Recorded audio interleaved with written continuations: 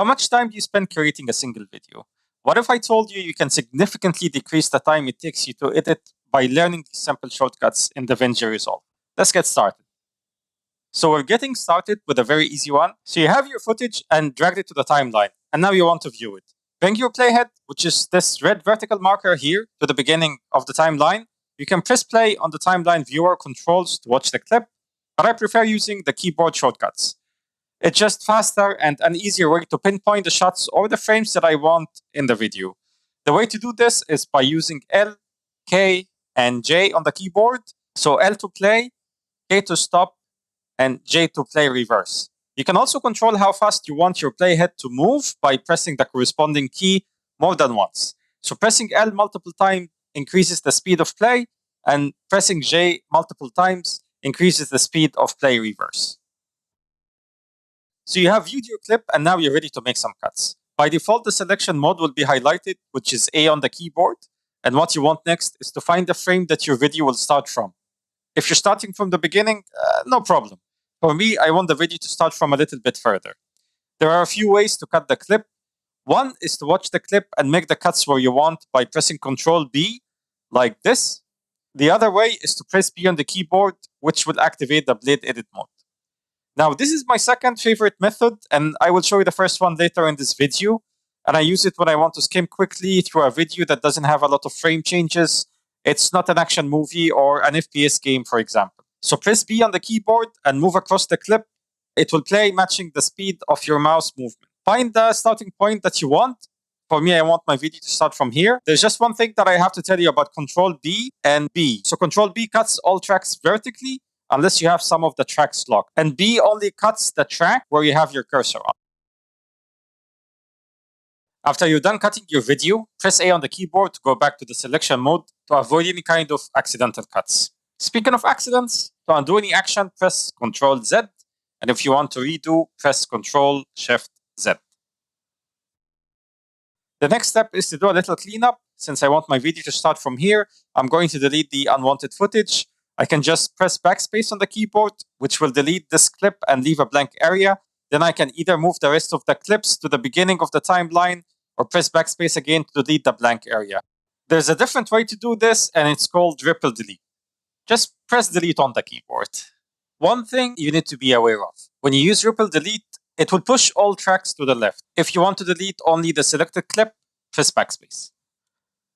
Another useful shortcut when it comes to timeline management is Alt-Y. It lets you select all the clips after your playhead, like this. It's useful if you want to move everything after the playhead to give yourself some space to work on something else. So Alt-Y selects all the clips to the right, and if you press Ctrl-Alt-Y, all the clips to the left will be selected. This gives you the freedom to manage your timeline however you want. You know what I used to do before knowing these shortcuts? This. I used to move every specific clip on its own. Fun times. Let's talk about rearranging clips. You can use Ctrl Shift, comma, or period to move selected clip or even multiple clips to the left and to the right. Just make sure you have snapping turned on. Let's talk about my favorite method in cutting and selecting specific frames from a clip. In and out. I have this clip here, and when I double click it, it will be brought up in the source player. Next, I will either click this marker or the jog wheel and move it around till I find where I want my clip to start from. And I will press I on the keyboard. I is the shortcut for in. And when I'm happy with the selected frames, I will just press O, which is out. In and out is a way of telling Davinci that you only want this selected area of the clip. It can be used here or even on the timeline. So I have selected my in and out, and now I will drag this clip to the timeline. Notice that it will only insert the part of the clip that I have selected, and not the whole clip. And if I change my mind and I want to clear the in and out, I can press Alt-X. If I want to clear the in only, press Alt-I, and for the out only, press Alt-O. Since we're here, let me show you something real quick before we move on to the next shortcut. If you want to move the video only to the timeline, press and hold Alt on the keyboard and it will be moved without the audio. Press and hold Shift if you want to move the audio only. Since this video is managing the timeline, here's a tip. Sometimes I want to extend or shorten the duration of a clip without overwriting the clip next to it or leaving any gaps. Use Trim Edit Mode to do that. Press T on the keyboard, go to the edge of the clip and shorten or extend it. Easy. All right, one more tip. I have some titles here that I want to move down. If I select them all and move them to the track below, I may accidentally move them to the left or to the right. In order to avoid this, press and hold Shift on the keyboard. This will let you move the titles or tracks only vertically and stop any accidents from happening. Final thing, as we're approaching the end of this video, keyboard customization. Let's go up here to Davinci Resolve and click it, then select keyboard customization. Gonna give you a quick rundown on what is going on here. What we see at the top half is the keyboard. If you like to explore it, you can click on each key to see what it does. The active key pane here will tell you which key is assigned to what.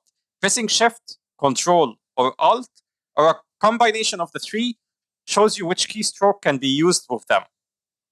The commands pane consists of all commands, then broken down to commands related to application or commands related to panels. The application commands are the ones up here, and the panels are these windows. If you click all commands, you will see on the right-hand side which keystroke is assigned to which command. Let's say I want to change the playback controls from L, K, and J to Q, W, and E. I will go to playback here, look for play forward, and change it to E. If this key is already assigned to a different function, Davinci will warn you. You can ignore it, but try to choose a different key or clear the original one to avoid any kind of conflicts.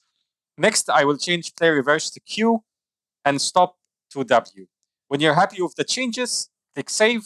Davinci will prompt you to save the keyboard mapping to a new preset name. This is good in case you made way too many changes than you can remember, and now you have buyer's remorse and you just want to go back to normal. Come back here and select Davinci Resolve. See these three dots? Click on them and you will have the options to import, export, or delete the presets that you have created. Get familiar with Davinci and see which shortcuts that if you change will make your workflow better and faster. The thing is, even after learning these shortcuts, there are many more ways to improve your editing speed. For example, utilizing these powerful magic mask hacks in the next video.